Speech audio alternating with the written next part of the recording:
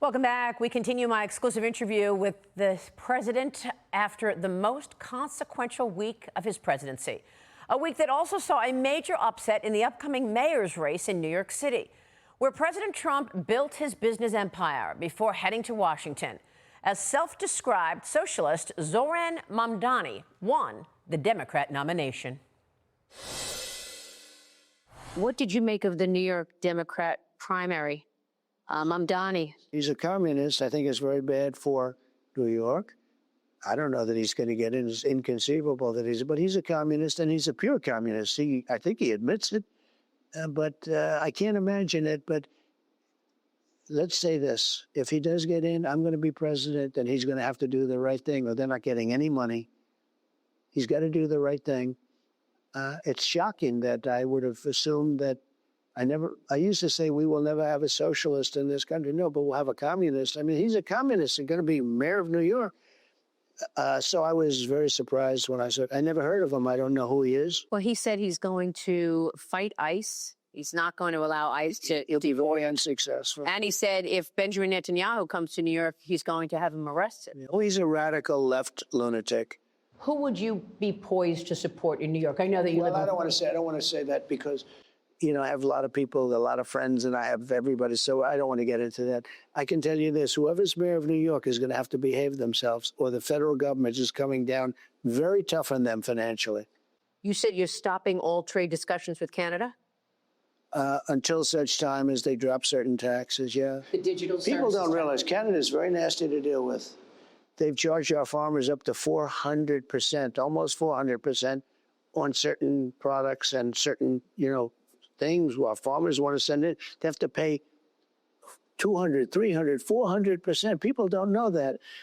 Canada is a very tough country to deal with, I will say that. But and I love Canada. You have USMCA in place. I know, but you'll have to do it. But USMCA is no good if they cheat.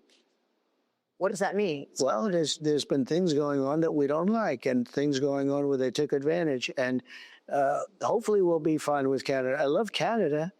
Frankly, Canada should be the 51st state, okay? It really should, because Canada relies entirely on the United States. We don't rely on Canada. Mr. President, tell me about the significance of the Supreme Court ruling on the nationwide injunctions. Will that help you?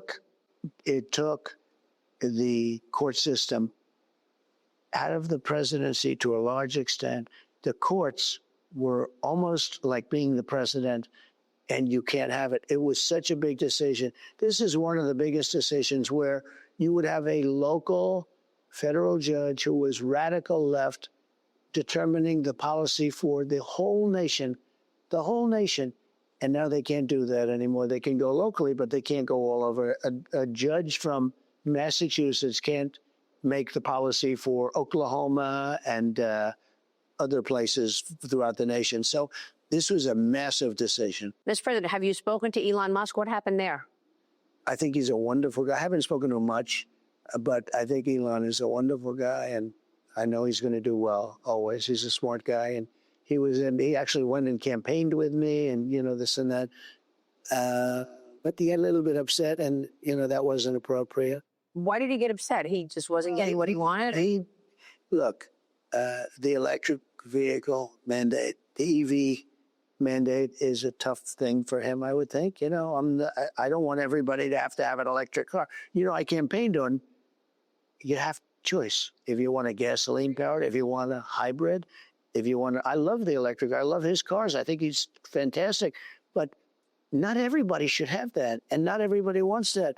And Biden, who's so stupid, he said everybody has to have an electric car by 2030, okay? I think he said by 2030, which is in 5 years, people don't want that. And how do you do that when you don't have enough electricity? You go to California, where they want everybody to have an electric car, and yet they have brownouts and blackouts every weekend. Mr. President, let me end on the big, beautiful bill, because here we are right before July 4th.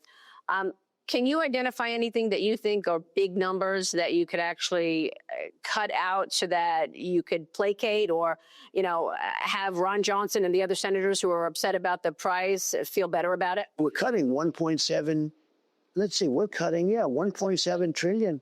Think of it. I think I just saw the number a little while ago, $1.7 trillion.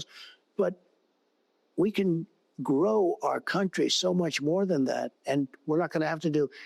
You also have to get elected. You know, when you do cutting, you have to be a little bit careful because people don't like necessarily cutting if they get used to something. And what I want to do is do it through growth. We're going to have growth like we've never seen before. Mr. President, thank you. And I appreciate you sitting down with us like this. Thank you very much. Hey, it's Will Cain. Click here to subscribe to the Fox News channel on YouTube. It's the best way to get our latest interviews and highlights. And click to subscribe to the Will Cain podcast for full episodes right now.